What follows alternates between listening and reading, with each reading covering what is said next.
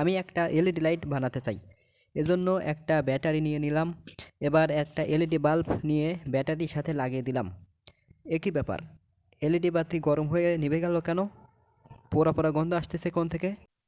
কি 9 ভোল্ট ব্যাটারির সাথে 2.5 ভোল্টের বাল্ব লাগালে পোড়া পোড়া গন্ধ বের হবে নাকি পিরানের বাসনা বের হবে?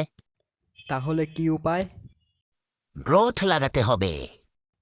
কত ওহমের রোধ লাগাতে হবে? হিসাব করে বের করো। চলুন তাহলে আমরা হিসাব করে দেখি কত মানের রেজিস্টার লাগালে লাইট বাল্বটি নিরাপদে জ্বলবে। এজন্য আমাদের একটি সূত্র ব্যবহার করতে হবে। সূত্রটি হচ্ছে আর ইজ ইকুয়াল টু ব্যাটারির ভোল্টেজ মাইনাস এলইডি এর ভোল্টেজ ডিভাইডেড বাই এলইডি এর কারেন্ট। এখানে ব্যাটারির ভোল্টেজ হচ্ছে 9 ভোল্ট মাইনাস এলইডির ভোল্টেজ হচ্ছে 2.5 এবং এলইডির কারেন্ট হচ্ছে 0.03 অ্যাম্পেয়ার। এখন আমরা ক্যালকুলেটরের মাধ্যমে হিসাব করে পাই 9 minus 2.5 divided by 0.03 is equal to 216.67 ohm.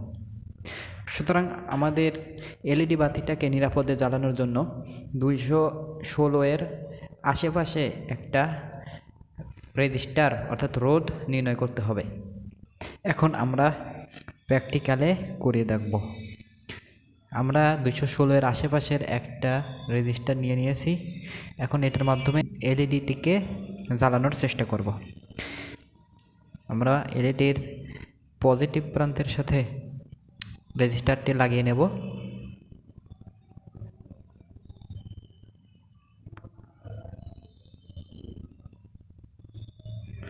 তারপরে ব্যাটারির পজিটিভ প্রান্তের সাথে রেজিস্টার লাগাবো এবং নেগেটিভ প্রান্তের সাথে এলইডির অন্য পা লাগাবো।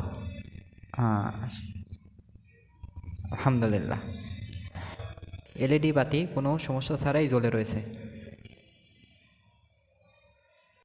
যদি আমাদের ভিডিও ভালো লেগে থাকে তাহলে লাইক শেয়ার কমেন্ট এবং সাবস্ক্রাইব করুন। আর যদি আমাদের ভিডিও ভালো লেগে না থাকে তাহলে লাইক শেয়ার কমেন্ট সাবস্ক্রাইব করুন।